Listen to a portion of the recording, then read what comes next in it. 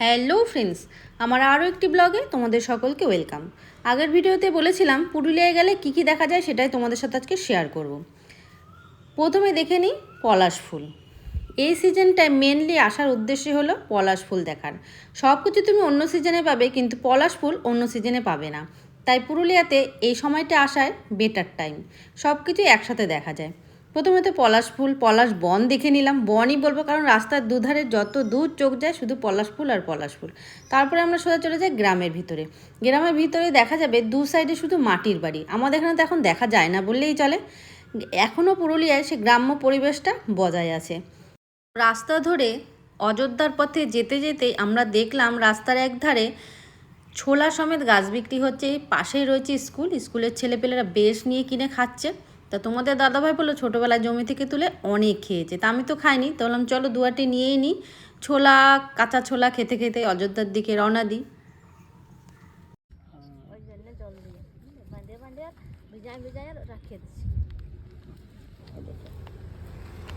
এমন করে এই যে পাট করে থাকে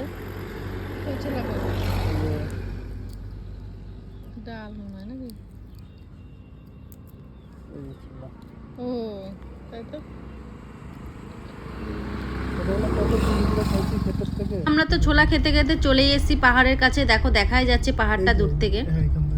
আর রাস্তার দুধারে এখানে রয়েছে আখের জমি, আখ চাষ করে। তা খুব গরম পড়েছে, এখানে দাঁড়িয়ে 2 গ্লাস আখের রসও খেয়ে নিলাম। তা সামনেই দেখো দেখা যাচ্ছে অযোধ্যা পাহাড়ের গেট, যেখান থেকে অযোধ্যা শুরু, অযোধ্যা পাহাড়। তা আমরা এখান থেকে অযোধ্যা পাহাড়ে প্রবেশ করছি। প্রথমে অযোধ্যা পাহাড়টা দেখে নেব। এবার আমরা উঠে পড়েছি অযোধ্যা পাহাড়ে। এই পাহাড়েই রয়েছে ছোট্ট একটি গ্রাম। গ্রামের বাড়িগুলো দেখো, এগুলো কিন্তু মাটিরই। দেওয়ালগুলো কি সুন্দর কারুকার্য করা রয়েছে, সুন্দর ছবি আঁকা। তা দেখতে দেখতে আমরা সোজা চলে যাই।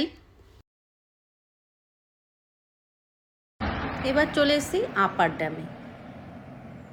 দুপুরবেলা বলে লোকজন একটু কমই ছিল। চলো আপার ড্যামের চারপাশটা এবার দেখে নিই।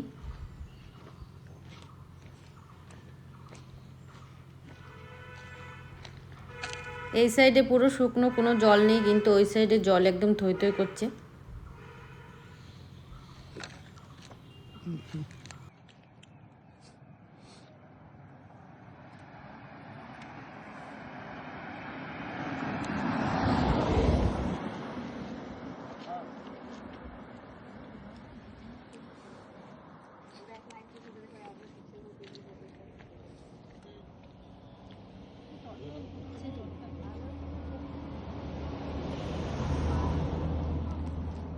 এবার নিয়ে এসেছি তোমাদের মার্বেল লেকে। এখানকার পাথরগুলো একদম মার্বেলের মতো দেখতে, সেই কারণে এই জায়গাটার নাম মার্বেল লেক। মাঝখানটা জলাশয় আছে, চারপাশে পাথর দিয়ে ঘেরা আছে। এই পাথরগুলো একদম ঘরে যে বসাও মার্বেল, একদম সেরকম দেখতে। চলো মার্বেল লেকটা ঘুরে চারদিকটা দেখে নিই।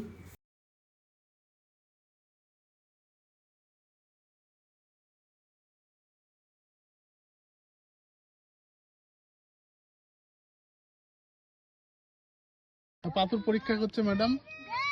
মার্বেলের মতো দেখেছে, কালো সাদা হচ্ছে। হ্যাঁ, এই যে এরা ইঞ্জিনিয়ার, এরা সব মার্বেল পরীক্ষা করছে। হ্যাঁ, এই যে হাত হিলাচ্ছে দেখো।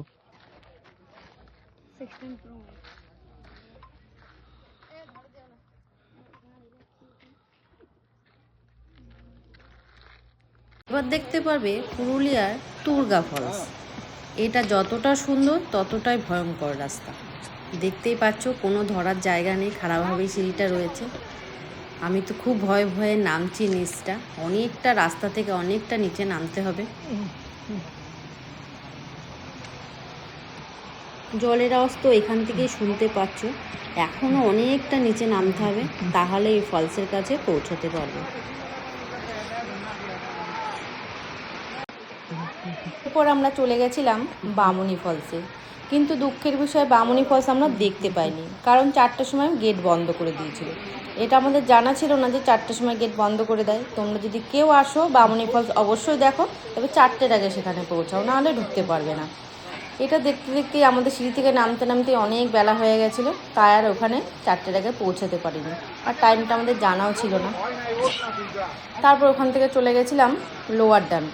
সেখানেও আছে বাবা সুন্দর এক মন্দির। সেই ভিডিওটা আজকে আর তোমাদের দেখাচ্ছি না, কারণ ভিডিওটা এমনিই অনেক বড় হয়ে গেছে, আরও বড় হয়ে যাবে সব যদি তোমাদের সাথে শেয়ার করি। ওটা হয়তো অন্য কোনো সময় আবার দেখিয়ে দেবো। দেখার জায়গা আছে, তোমরা সকলেই জানো পুরুলিয়ার ছৌ নৃত্য হচ্ছে খুব বিখ্যাত একটা নৃত্য। সেই ছৌ নৃত্যের যে মুখোশগুলো তৈরি হয়, মুখোশ গ্রাম, সেই জায়গাটাও অবশ্যই যে আমরা গেছি। না আগেই বললাম এই ভিডিওটা অনেক বড় হয়ে গেছে, তাই দেখাতে পারছি না, ওটাও অন্য কোনো ভিডিওতে দেখিয়ে দেবো। মুখোশ গ্রামে অবশ্যই তোমরা পুরুলিয়া আসলে এসো কিন্তু। এখনকার মতন ভিডিও এতটুকুই, আবার দেখাবো অন্য কোনো সময় অন্য কোনো ভিডিওতে। সবাই ভালো থেকো, সুস্থ থেকো। হ্যাঁ আসো নাবো।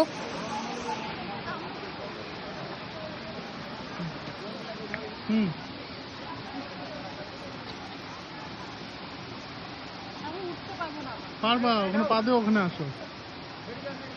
আরে কিচ্ছু হবে না, পড়বা না। ওখানে পা দিও, ওখানে পা দাও, নাবো।